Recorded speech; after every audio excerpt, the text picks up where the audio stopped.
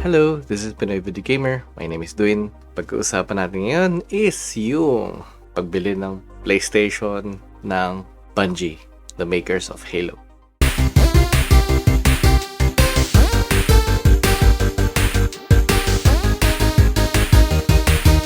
Ayun, so ano ba tawagin natin dito?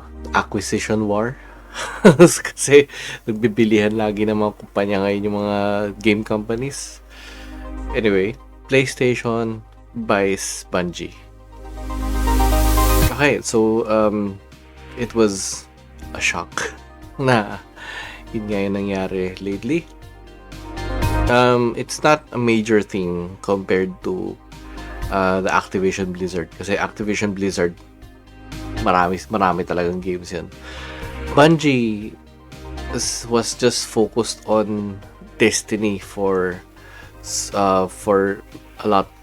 many years. Nung after ng nila, I can't remember, after ng Halo, 'di ba, umalis sila ng Microsoft.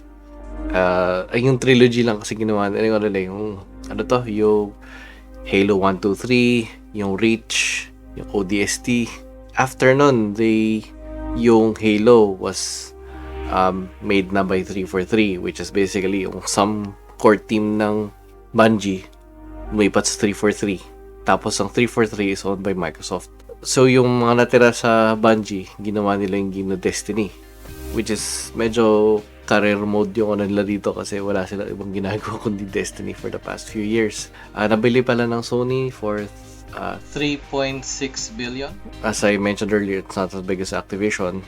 Pero still, it's a big thing for the main thing na this was the makers of Halo. Originally, I think ang isang concern I suppose is 2 years ago, NetEase is a major company din.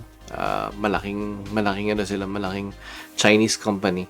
With marami silang klaseng they invested in a lot of things, like alam ko nag-invest din sila sa Marvel to make these particular characters para or I don't know if they invested or they partnered with Marvel to make specific characters for Marvel para magkaroon siguro ng Chinese presence sa Marvel Comics.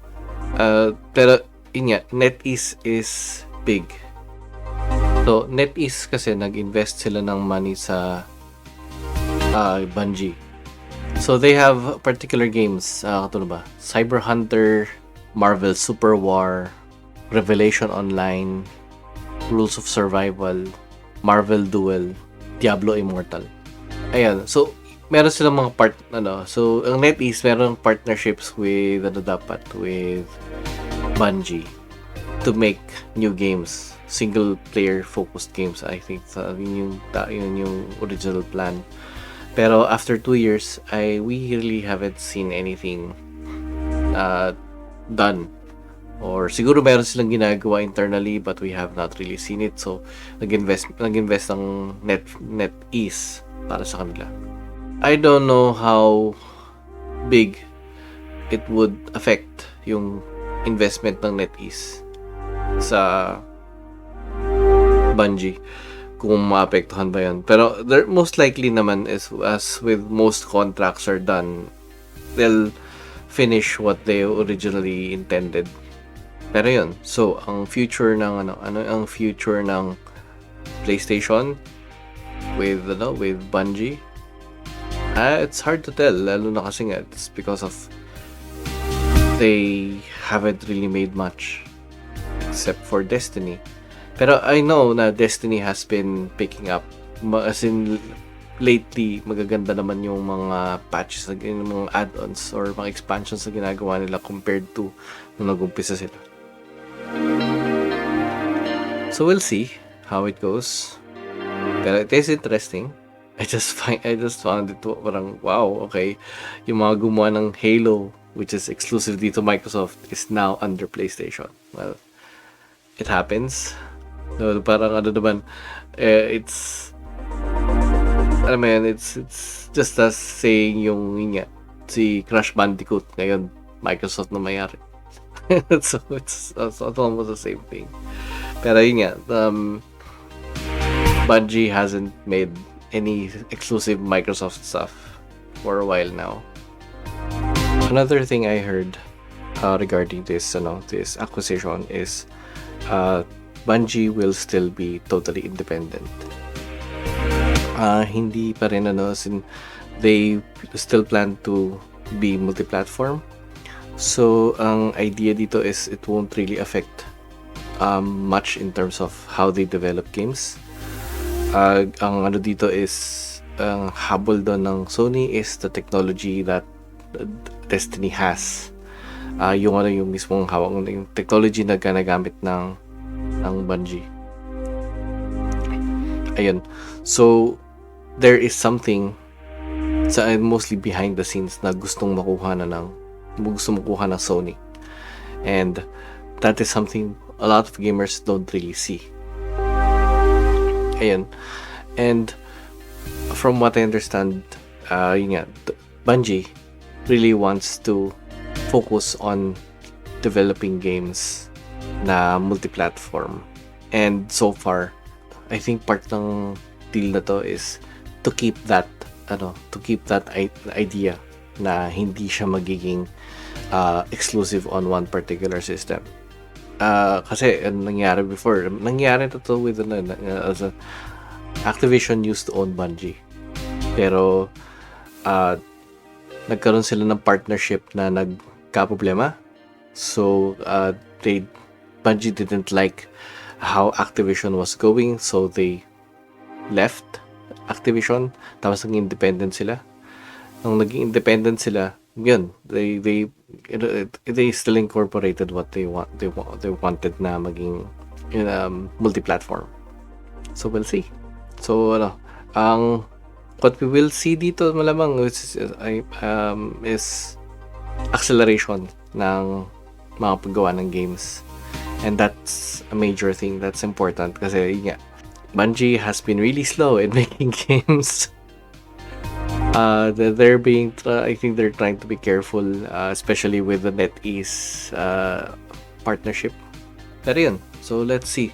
Ang lang dito is, ang gusto ko sana dito is sana makapag-start na talaga. Kasi yung gustong gawin ng NetEase na single player experiences, if I'm not mistaken, I want Bungie to start working on single player experiences rather than the multiplayer. Although I think malaking bagay din for Sony yung multiplayer aspect ng Destiny.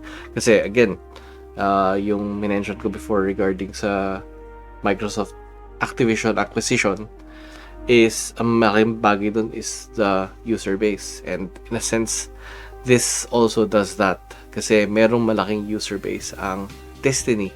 Destiny wouldn't have lasted this long kung hindi ko kadami ang members or players ng game na yan.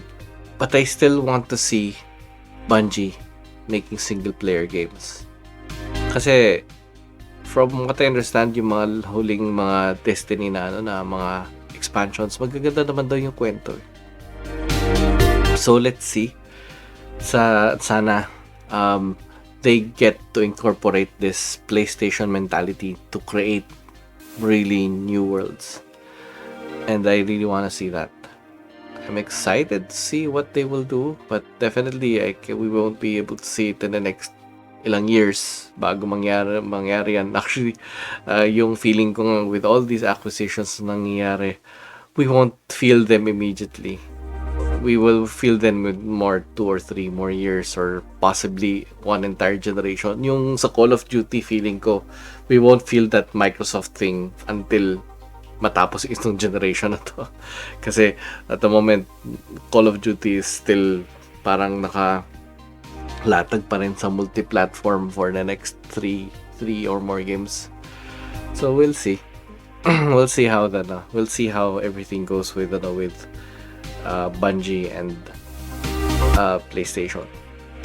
Anyway, yan. So, kung sana nag-enjoy kayo sa content, sana nabalitaan ko yun ng maayos. Ayun, so kung nagustuhan nyo to, like, share, subscribe, and comment down below.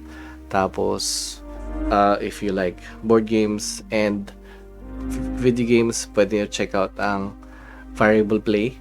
Meron available ang Variable Play sa Facebook and sa YouTube.